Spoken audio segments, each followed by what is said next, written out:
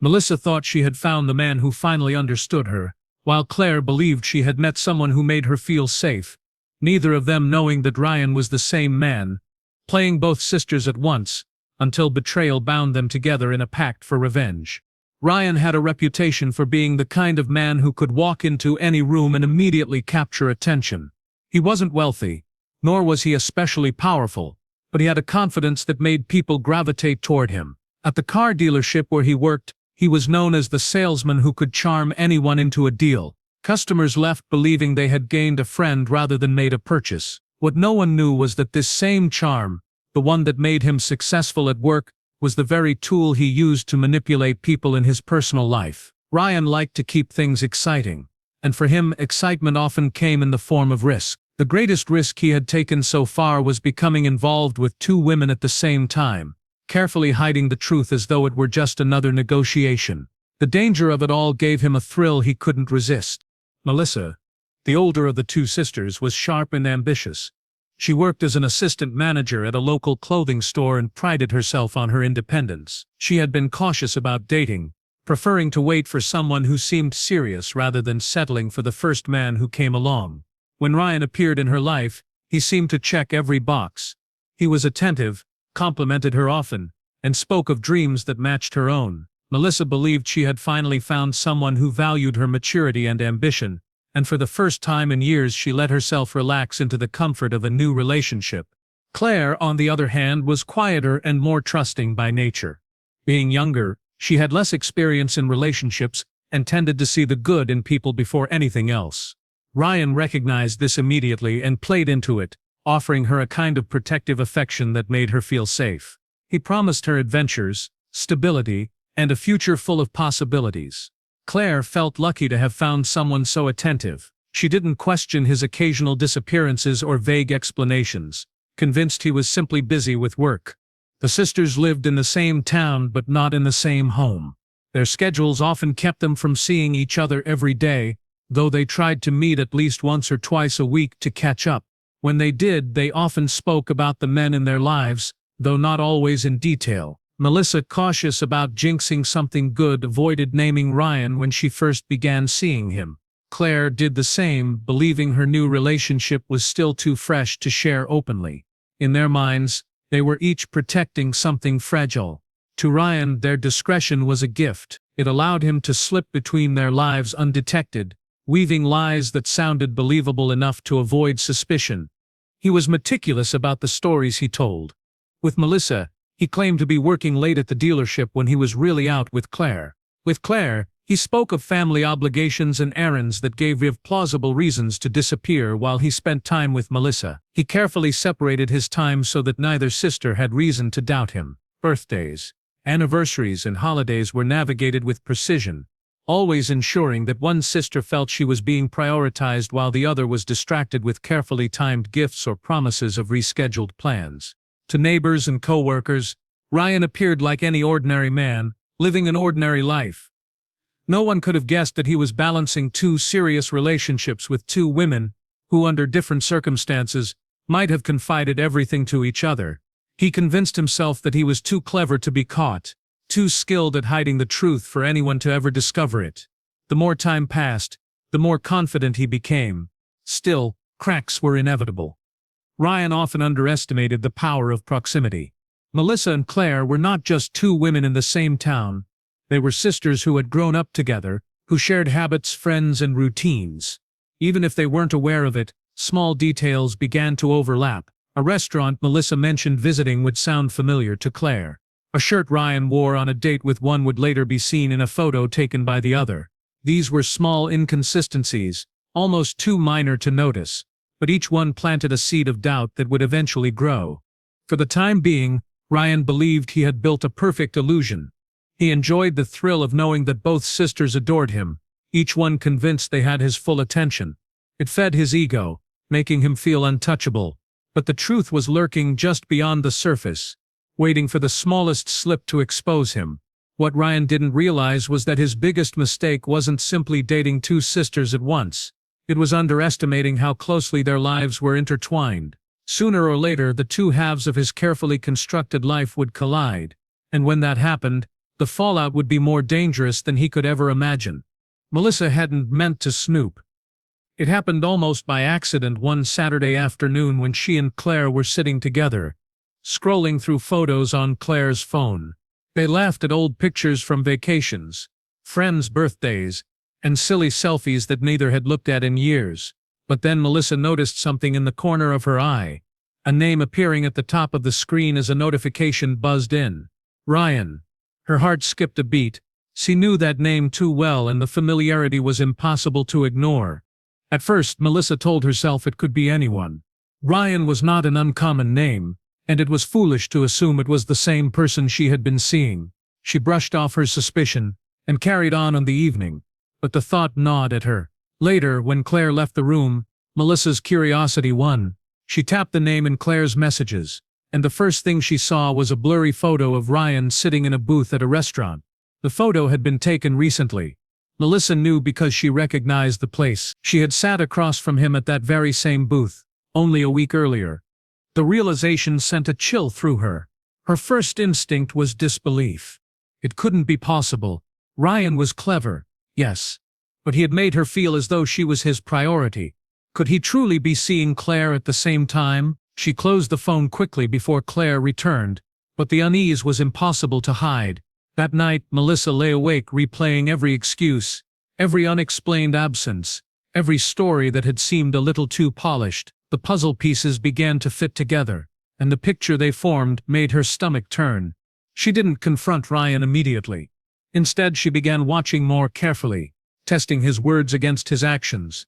When he said he was working late, she drove past the dealership only to find the lot empty. When he claimed to be visiting family, his social media showed nothing of the sort. She began noticing patterns, certain days when he was suddenly unavailable, certain times of the week that seemed off limits. The coincidences stacked up until there was no doubt in her mind. Ryan was lying, and Claire was part of the same tangled web. The following week, Melissa paid closer attention to her sister. Claire often spoke with a quiet excitement, dropping vague hints about someone special without ever naming him. She described romantic dinners, little gifts, and late-night conversations that sounded all too familiar. Melissa's anger burned hotter with each passing day, but she kept it to herself, torn between protecting her sister and shielding her from heartbreak. Eventually, though, the truth became too heavy to carry alone. Claire discovered it almost on her own. She had borrowed Melissa's jacket one evening, and in the pocket she found a folded receipt from a restaurant. The date and time stamped on it matched perfectly, with a night Ryan had told her he was working late. At first she brushed it off as a coincidence. After all, her sister lived her own life and could have easily gone there with friends. But something inside her urged her to dig deeper. A few days later she noticed Melissa's phone light up with a message. The name on the screen froze her in place. Ryan. The confrontation that followed between the sisters was raw and filled with disbelief. Neither of them had imagined that the man who had made them feel so cherished could be playing them both. There were tears, anger, and silence as they processed the betrayal, but instead of letting the discovery drive a wedge between them, the sisters clung to one another. The shared hurt bonded them in a way they hadn't felt since childhood. Their pain soon twisted into something darker. The betrayal wasn't just personal, it was humiliating. An insult to their trust and their bond as sisters. Each remembered the promises he had made, the way he had hit them in the eye and spoken of futures that now seemed laughable. It was no longer enough to walk away and cut him off. That would be too easy for him. He had played them both, stolen their trust and enjoyed every second of it. Late at night, sitting across from each other in silence, they began to voice thoughts neither had dared say aloud. What if they made him pay? What if the man who thought he was too clever to be betted discovered that the women he underestimated were far more dangerous than he realized? The conversation shifted slowly, from anger into planning, from heartbreak into strategy. The more they spoke, the more their ideas sharpened, until revenge didn't feel like an option. It felt like justice. Ryan continued his routine, oblivious to the storm forming just beyond his vision. He still believed he had managed to keep his secret intact, still told himself he was in control. But Melissa and Claire no longer saw him as the charming man who had once stolen their hearts. They saw him for what he truly was, a liar who needed to be taught a lesson. and together they were prepared to ensure that lesson was one he would never forget. Melissa and Claire no longer looked at Ryan through the same eyes as before. The affection and admiration that once blinded them had evaporated, leaving behind only cold calculation. They knew they couldn't just cut him mud and move on, not after the way he had toyed with their trust. To simply walk away would mean he had won, that he had gotten what he wanted while they were left picking up the pieces. Their revenge, they decided, would have to be more than a confrontation. It would have to be something Ryan couldn't laugh off or escape from. They began by testing him. Melissa arranged to meet Ryan at a small Italian restaurant downtown. She smiled as though everything were normal, pretending to believe every excuse he had fed her over the past few weeks. Halfway through the meal, Claire appeared, acting surprised to see them. Ryan's face drained of color for a moment, but he quickly forced his charm back into place, insisting it was an amusing coincidence. Melissa and Claire pretended to accept his explanation, exchanging glances that he mistook for doubt rather than certainty. He believed he had dodged disaster, unaware that the sisters had orchestrated the encounter to measure his reaction. After that night, Ryan carried on as though nothing had changed, but Melissa and Claire grew sharper in their planning. They started collecting evidence, documenting every lie and contradiction. Melissa saved his messages, while Claire kept receipts and noted the times of his visits. Together, they created a private folder, filled with details about his movements. At first, it was about confirming their suspicions, but soon it became something more, a dossier that reminded them of the power they were gaining over him. The sisters began talking less about their pain and more about possibilities. They imagined ways to expose him, humiliate him, even destroy him. Every scenario seemed satisfying in theory, but nothing felt quite enough. They didn't want him to simply be embarrassed. They wanted him to understand what it meant to be helpless, to feel the kind of betrayal he had inflicted on them. Their whispered conversations grew darker, the edges of their plan sharpening like blades. In their private moments, they followed his routine carefully. Ryan was predictable. Despite his efforts to appear spontaneous, he visited the same bars on Friday nights, kept the same morning schedule, and rotated excuses with familiar regularity. He liked to think of himself as a mastermind, but to the sisters, he was becoming easier to read with every passing day. They noted the times he left work, the places he frequented, and the people he spoke to. Soon, they knew his schedule better than he did. One evening, Claire suggested something bold, luring him somewhere isolated. Melissa was hesitant at first, worried that such a step might spiral out of control, but the more they discussed it, the more sense it made. Ryan thrived on public spaces, where he could charm his way out of suspicion. Alone and cornered, however, he would have no escape. They spoke of an old cabin on the outskirts of town, a place Melissa knew about through a former coworker. It was secluded, quiet and forgotten, a perfect stage for what they were envisioning. The idea began to grow roots. Melissa and Claire rehearsed scenarios in their minds, picturing how Ryan might react when he realized the game was up. They didn't rush. Patience became their greatest weapon. To Ryan, life seemed to go on as normal. He laughed, he charmed, he continued weaving his lies, all the while unaware that the women he had deceived were watching him with cold detachment. Every smile they offered him now was rehearsed, every word calculated to keep him unsuspecting. The tension between the sisters shifted from heartbreak to anticipation. What had once been late-night crying sessions turned into strategic planning meetings. They no longer spoke of the pain he caused, but of the satisfaction they would feel when their plan unfolded. The thought of revenge became addictive, filling the emptiness Ryan had left behind with a sense of power and purpose. Ryan remained blind to the danger. He congratulated himself for keeping the truth hidden, believing the awkward encounter at the restaurant had passed without consequence. He didn't notice the way Melissa's eyes lingered on him just a little too long, or how Claire's smiles no longer reached her eyes. He couldn't see that the very people he thought he had fooled were now united against him, stronger together than he could ever have imagined. The sisters had crossed a threshold. They no longer wondered if they would take action against Ryan, but when the decision had been made in silence, sealed by the bond of shared betrayal, what began as suspicion had grown into certainty, and certainty had now evolved into a plan. For Ryan, time was running out. Though he continued to live in ignorance, thinking his double life was secure, He had no idea that the two women who once loved him were no longer his admirers. They had become his hunters. The invitation came on a quiet Thursday evening. Melissa sent Ryan a message that was carefully worded, sweet enough to sound believable yet deliberate in its suggestion. She told him she wanted to do something special, to mark a new chapter in their relationship. She spoke of privacy, of a quiet night away from distractions, just the two of them together. To Ryan it was everything he wanted to hear. He prided himself on being irresistible, on keeping Melissa wrapped around his finger despite all the risks he had taken. The idea of being celebrated, of being the center of attention in a romantic setting, was too tempting for him to resist. Without hesitation he agreed to meet her at the cabin on the edge of town. The cabin was secluded, hidden among thick trees and far from any curious eyes. It hadn't been used in years, its wood slightly weathered, its windows clouded with dust. Melissa and Claire had prepared it days in advance, cleaning just enough to make it appear welcoming. They stocked the shelves with a few bottles of wine, laid out candles for atmosphere, and left subtle touches that gave the illusion of a romantic getaway. Every detail was designed to disarm him, to make him feel comfortable, to lower his guard before the truth came crashing down. On the night of the meeting, Ryan arrived with his usual confidence. He had dressed carefully, the way he always did when he thought he was about to impress. Melissa greeted him warmly, her smile masking the thorn building behind her eyes. She poured him a drink, her movements calm and deliberate, giving him no reason to suspect anything unusual. He relaxed into the evening, talking about his week, laughing at his own stories, completely unaware of what awaited him.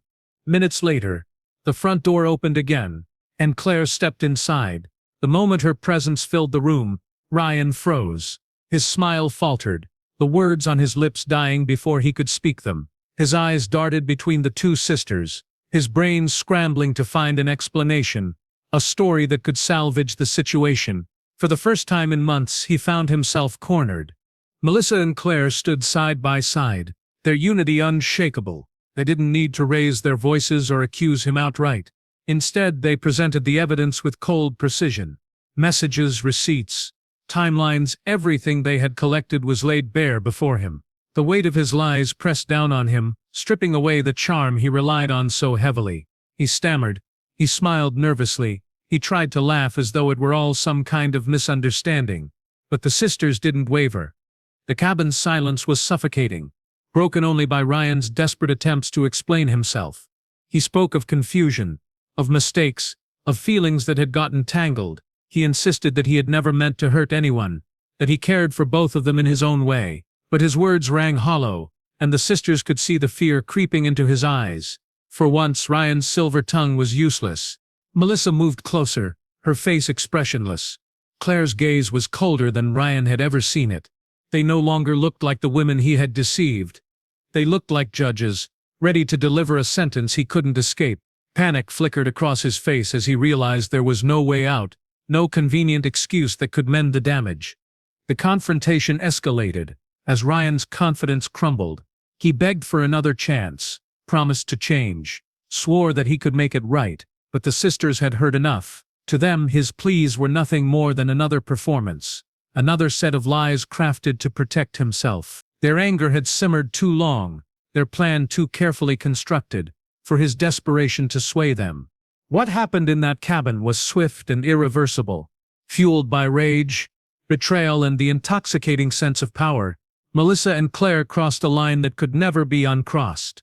Ryan's Sackle life ended there, in the shadows of the old wood and candlelight, silenced forever by the very women he thought he had conquered.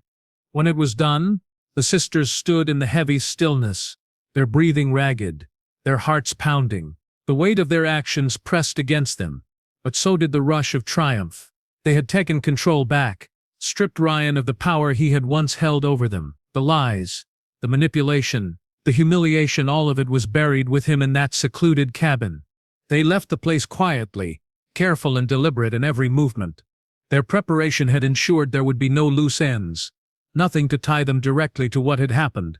By the time they returned to their normal lives, the cabin was once again just an abandoned structure in the woods, holding a secret no one else would ever uncover. Ryan's absence would go unnoticed at first. He had a habit of disappearing, of offering excuses that people rarely questioned. To the outside world he was simply gone, another man who had slipped away without explanation. But to Melissa and Claire, his disappearance was a victory, the final act of revenge for the pain he had caused. What he believed was a harmless game had become his downfall, and the women he underestimated had become the architects of his end. When Ryan failed to show up for work the following Monday, his absence didn't alarm anyone, till workers at the dealership shrugged it off. Assuming he had taken an impromptu trip, Ryan was known for his unpredictability, for vanishing for a few days only to reappear with a vague explanation and a charming grin. This time, however, he wasn't coming back. His disappearance blended seamlessly into the life he had crafted, a life full of half-truths and inconsistencies that made it easy for people to accept that he had simply walked away. Melissa and Claire went about their days as though nothing had changed. Outwardly, they looked like the same sisters they had always been. Melissa continued working at the clothing store, greeting customers with polite smiles. Claire still met friends for coffee, her quiet demeanor hiding the storm that raged beneath. To everyone around them, they appeared untouched by the chaos that had unfolded in the cabin. But inside they carried a burden that would never leave them. At first the silence between them was comforting. They didn't need to speak of what had happened. The weight of it hung in the air whenever they were together. But as the days turned into weeks, the silence began to feel heavier. Every time Ryan's name came up in casual conversation, mentioned by a coworker, a neighbor, or an old friend, they exchanged quick glances, their hearts racing. No one suspected them, but the fear of discovery lingered just beneath the surface, an invisible thread pulling tight around their throats. Rumors about Ryan's disappearance began to spread through the town. Some whispered that he had run off with another woman, leaving behind the mess of his old life. Others speculated that he was in trouble with Wing, hiding from debts he couldn't repay. A few even suggested that he had simply grown bored and left for a new adventure, the way men like him often did. No one guessed the truth. To most, Ryan was just another man who had slipped through the cracks, his absence barely more than a passing curiosity. For Melissa and Claire, the gossip was both a shield and a torment. Each new rumor reminded them of how easily Ryan had fooled people, how convincing his lies had been, but it also reassured them that had covered their tracks well. The cabin remained untouched, its secret locked away in the stillness of the woods. No one connected them to his disappearance, and no one asked questions that were too difficult to answer. Yet the sisters were not the same. Nights became the hardest to endure. Melissa often woke in a cold sweat, the memory of Ryan's final moments flashing in her mind. Claire, though quieter about her feelings, grew restless, her thoughts consumed by the image of what they had done. The bond that had once brought them strength began to twist into something more fragile. Strained by the shared secret that tied them together, they could no longer talk about the future without the shadow of the past creeping in. Time did not erase what had happened. Months passed, and Ryan's name faded from conversations. His absence became old news, another story swallowed by the town's routines. But for Melissa and Claire, forgetting was medical. Every time they looked at one another, they saw not just a sister, but the only other person who knew the truth. Their connection had been both their salvation and their curse. There were moments when Melissa wondered if they had gone too far, if revenge had blinded them to the possibility of simply walking away. Claire sometimes replayed the events in her mind, questioning whether justice had truly been deadened or whether they had let their anger consume them. But neither spoke these doubts aloud. To do so would mean admitting weakness, and weakness was something they could not afford. The cabin still stood, silent and weathered, holding their secret like a locked box in the woods. No one ventured near it. No one cared to explore. It was the perfect hiding place, a graveyard for Ryan's lies and their vengeance. As seasons changed, the trees grew thicker, the path more forgotten, until it seemed as though nature itself conspired to conceal what had been done there. In the end, the world moved on without Ryan. Life continued in the small town, with new stories replacing old ones, new faces arriving as others faded. Melissa and Claire carried on as well, their lives appearing ordinary to anyone looking in from the outside. But beneath the surface, they knew the truth, that betrayal had turned them into something they never thought they could become.